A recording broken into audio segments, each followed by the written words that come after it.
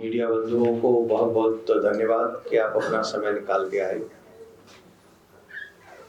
जो श्रीमद् भागवत कथा का आयोजन होने जा रहा है, इसका मूल उद्देश्य है अपने युवा बच्चों को सनातन जगत में सनातन ज्ञान का पहचान उनको हो, वो जाने कि हमारे वेद, पुराण, गीता, रामायण ये हमको क्या शिक्षा देती है। आज हमारे बच्चे अनेक चीजों के विषय में बहुत इजीली जान लेते हैं, लेकिन आप लोग एक अनुभव कर रहे होंगे, आप मीडिया के काफी लोग जानते भी हैं और हमने देखा भी है कि हमारे परिवार बिखर रहे हैं। यूथ पैसा कमा रहा है, यूथ मेहनत कर रहा है, यूथ किसी कार्य को करने से पीछे नहीं हट रहा है कि हमारे यूथ में पेशेंस नहीं। परिवार को कैसे बचाना है, परिवार को कैसे चलाना है, परिवार के प्रति क्या दायित्व है, इसको वो समझने में थोड़ा सा सामर्थ्य उतना नहीं हो पा रहा है जितना होना चाहिए।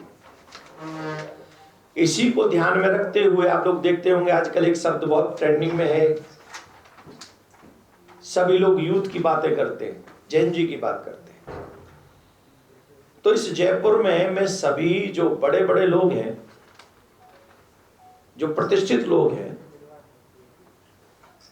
जो समाज में किसी भी तरीके से कार्य करते हैं, उन सबसे निवेदन है ये सही समय है और यही समय है कि हम अपने यूथ को बचाने के लिए आगे बढ़ें। आप जानते हैं हमारे मुसलमान भाइयों के 99% बच्चे जानते हैं कुरान में क्या है। हमारे क्रिश्चियन भाइयों में 90% लोग जानते हैं बाइबल में, उनके बच्चे जानते हैं बाइबल में क्या है, लेकिन हमारे बच्चे रामायण के विषय में नहीं जानते जितना जानना चाहिए, गीता के विषय में नहीं जानते जितना जानना चाहिए। और यही वो अध्यात्म ज्ञान है जो हमारे परिवारों को सामर्थ्य देता है। तो हम लोगों को मैं से ऊपर उठकर समाज के लिए और देश के लिए, धर्म के लिए कार्य करना है। तो शौर्य दिवस है, राम जन्मभूमि का दर्शन हो चुका है, बहुत जल्दी आशा करता हूं कि हम मथुरा में कृष्ण भूमि का भी दर्शन करेंगे, वहां कृष्ण जी का मंदिर भव्य बने। इसके लिए सभी जो राजस्थान के लोग हैं,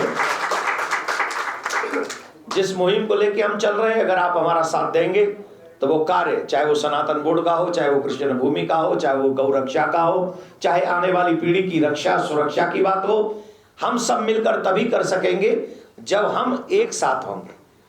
ये पहली बार हो रहा है, देखो ये हमने ध्यान में रखते हुए अपने सनातन जगत को आगे बढ़ाने के लिए इस भागवत में पहली बार ऐसा होगा कि जो तिलक लगा के नहीं आएगा तो नो तिलक नो एंट्री। अगर आप तिलक लगा के नहीं आओगे तो भागवत में एंट्री नहीं मिलेगी आपको। तो यहां तिलक लगा के ही आना है, अपनी संस्कृति से सम्मान के साथ आगे बढ़ना है। तो आप सबसे भी मैं निवेदन करूंगा कि जितने भी हमारे समाज में प्रतिष्ठित लोग हैं, उन सबको कहें कि प्रतिष्ठित अपने लिए बनना है कि देश के लिए, कि धर्म के लिए बनना है। अगर प्रतिष्ठित अपने लिए बनना है तो बने, और अगर प्रतिष्ठित हमें हमारे समाज और देश और धर्म के लिए बनना है तो आने वाली पीढ़ी को प्रेरणा देने के लिए हम सबको एक साथ खड़े होकर 15 तारीख से लेके 21 तारीख तक जो इसमें भागवत कथा होगी जयपुर में, उसमें बढ़ चढ़कर हमको हिस्सा लेना है। उनमें से एवरीडे का स्वाध्याय गायब है। तो मैं ये चाहता हूं कि इस विषय को हमारा समाज समझे, और जो भी अपने आप को समाज का बड़ा प्रतिनिधि समझते हैं, प्रतिनिधित्व करते हैं, बड़े लोग हैं, उन सबको अपने परिवार के साथ इस कथा में सम्मिलित होना चाहिए, स्पेशली बच्चों के साथ में सम्मिलित होना चाहिए। ये मैं सबसे निवेदन कर रहा हूं। जितने भी कदम आप लोग देख रहे हैं, आप भी तिलक लगा के आए हैं। अगर पत्रकार बंधु तिलक लगा रहे हैं, इसका मतलब है ये पहल कहीं ना कहीं तो जा रही है। मैं यहाँ पर आपको याद दिला दूं, हमारे बॉलीवुड ने इतनी बेशर्माई के साथ हमारे संस्कृति को बार बार लज्जित करने का काम किया, जिसमें तिलक लगाना, कलावा बांधना, शिखा रखना, ये ढोंग बताया गया। इसे कहा गया पाखंड है। इसे करने से कोई क्या कर लेगा। लेकिन आज धर्माचार्यों ने धर्म के सही अर्थ को, मंत्रों के सही अर्थ को, संस्कृति को बता बता कर इतना प्रचारित किया कि वृंदावन में चले जाओ आप, अनेकों संत, अनेकों महात्मा बिना तिलक के नहीं है और आने वाली पीढ़ी बिना तिलक के नहीं। शिखा प्रारंभ हुई। सबसे बड़ी बात, विश्व गुरु का मतलब है ज्ञान का भंडार, और ज्ञान कैसा, जो सुख देने वाला हो, सुख कैसा जो कभी समाप्त न हो। जब तक इस ज्ञान को हम नहीं बांट सकते, अपने पीढ़ियों को नहीं। आज हम लोगों ने पैसे देने में तो कोई कमी नहीं छोड़ी, बच्चों को छोड़ी है, पैसे तो खूब है, पर पैसे पाके भी बच्चे सुखी हैं क्या हमारे? काय को डिप्रेशन में जा रहे हैं, काय को डिप्रेशन की गोली खा रहे हैं, काय को नींद की गोली खा रहे हैं? पैसा ही अगर सुख दे सकता है तो जो सुख है उसे हम भटके हुए हैं। तो वही 7 दिन प्रयास करेंगे उसी सुख के ऊपर चर्चा करने की। भारत विश्व गुरु बनेगा, इसमें संशय नहीं। इस विषय में पता नहीं, मैं अभी आया हूं, लेकिन हिंदू को कभी भी अपना मकान बेचना नहीं चाहिए।